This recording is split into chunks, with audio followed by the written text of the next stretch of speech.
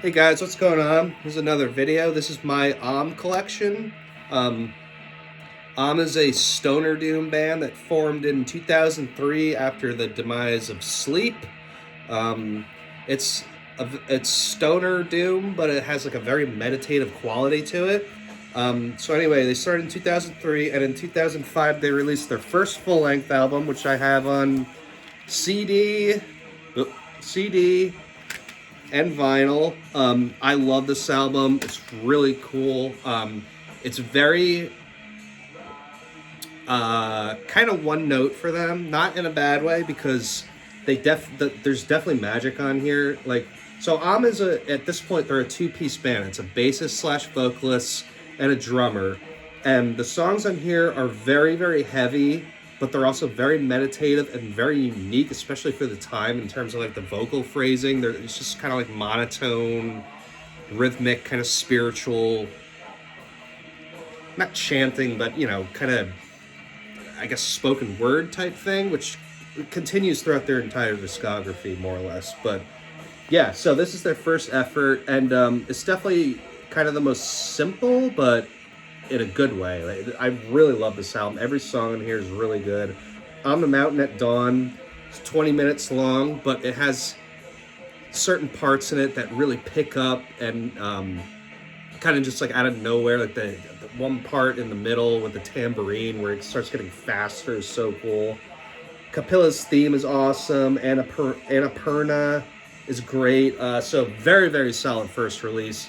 And I know this might be an unpopular opinion, but is a lot better than High on Fire. Sorry. So yeah, no, this is like a honestly, this is like a 9 out of 10. I really, is one of my favorite bands ever.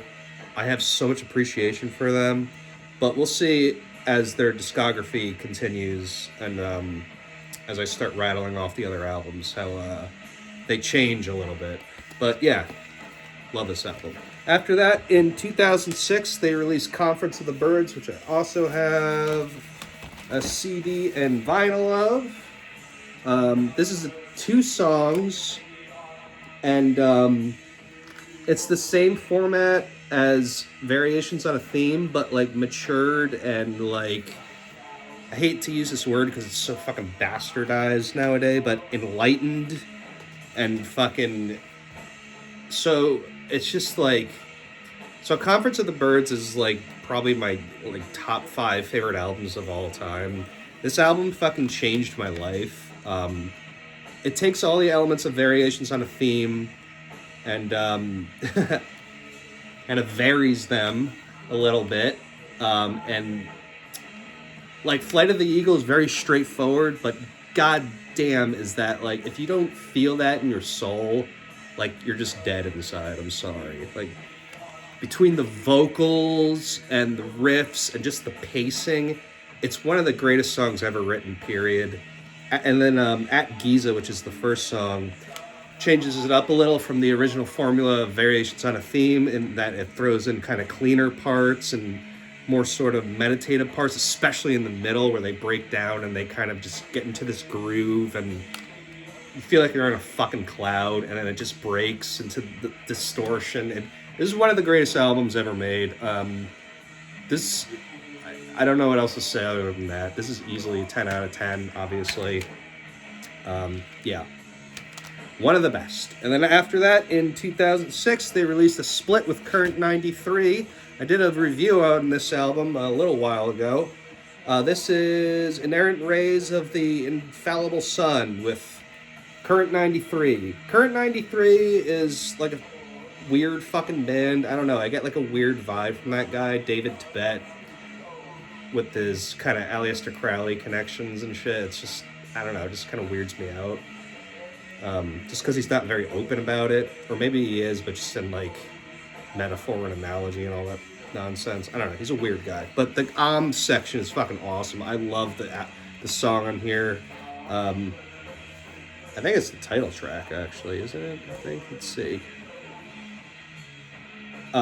Inerrant, Infallible, Black Ships. Oh, wait, no. Race of the Sun. Yeah, that's the song on here. So this album's actually kind of hard to get. I was kind of lucky getting this on CD. I looked at Amazon on the right day and I just ordered it. This was years ago, but I think it's probably pretty hard to find now. But this is definitely worth it for the side alone. Um, Current 93 songs, like, just sounds like Current 93, just weirdo, folky music. I don't know. I think, like I said, that kind of weirds me out. But the side is fucking great. So, as a whole, I'd give this split like a 7.5 out of 10. Song's amazing. The Current 93 song is like, eh.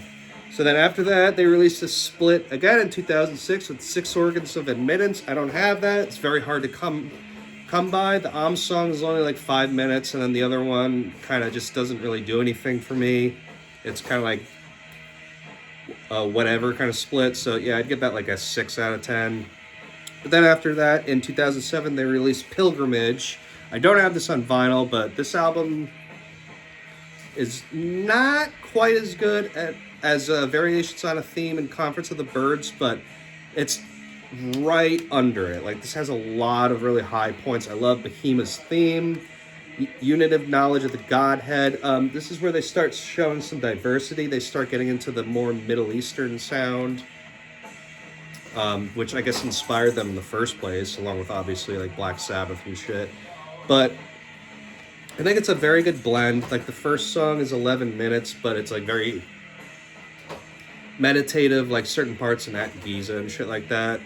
And then the other two are more in the traditional style, and then Pilgrimage, Reprise. The last song is just a reprise of the first song, which is cool because it's kind of like a concise effort in that way. So yeah, this is a very good album. Like I said, not quite as good as the first two, but I'd give this an 8.5 out of 10. Good stuff. And then after that, they released a live album in 2008, Live at Jerusalem, which, I don't know, I haven't heard that in a while. I remember their live albums generally are kind of like, eh. But, like, take it or leave it or whatever. But after that, in 2008, they released the single with their new drummer from, where is he from? Fuck. Grails, I think? Yeah, Emil Amos, I think. I forget. But it's a 2-song, 7-inch. It kind of doesn't really do much for me. It's also pretty hard to find, so I just have never gotten it. And the 2 songs are just kind of like, eh.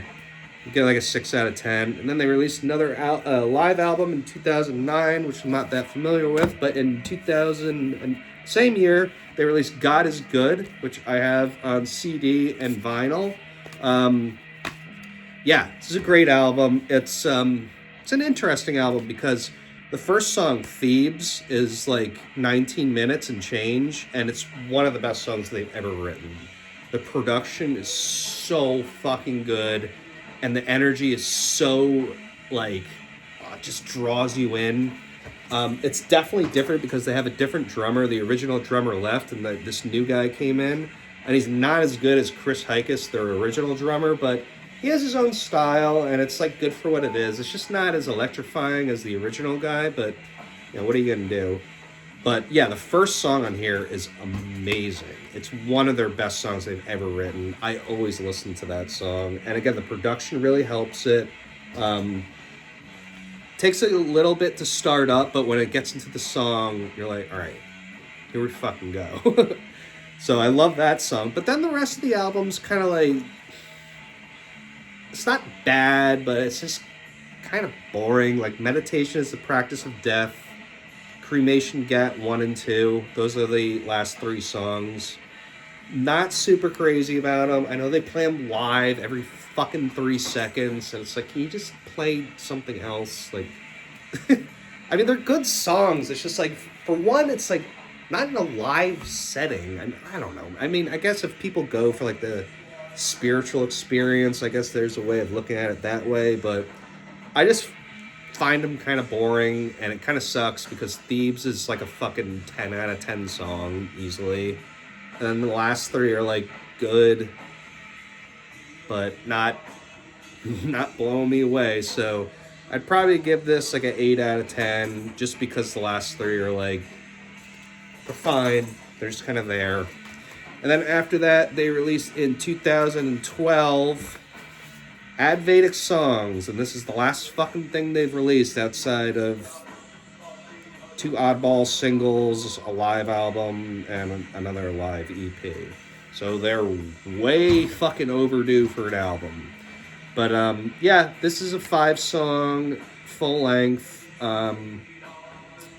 First song is entirely like atmospheric and ambient with some cool spiritual vocals, and the second song, State of Non-Return, is cool, but it's a short song. It's 6 minutes, and then the last half is just has these like Middle Eastern sounding instruments and shit.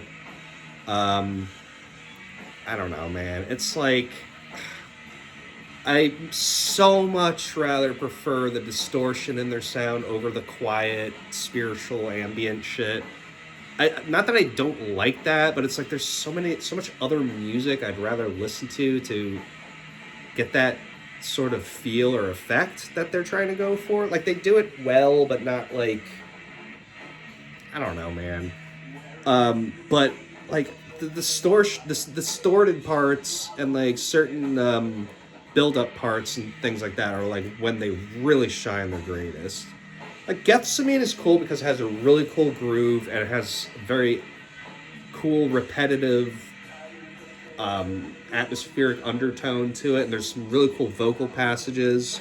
So that's a very good song. But then like Sinai is kind of like, I don't know. Again, it's just kind of focuses on the more meditative aspect, and same thing with the last one.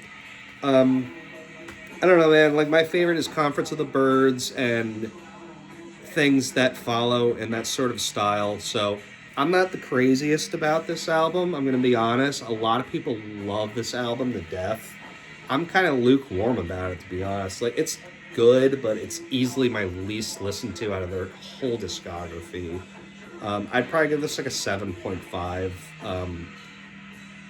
It's still good, and I get what they're going for, but it's kind of like when Emperor went like the more progressive route. It's like, I get it, but also I'm not that big of a fan of it.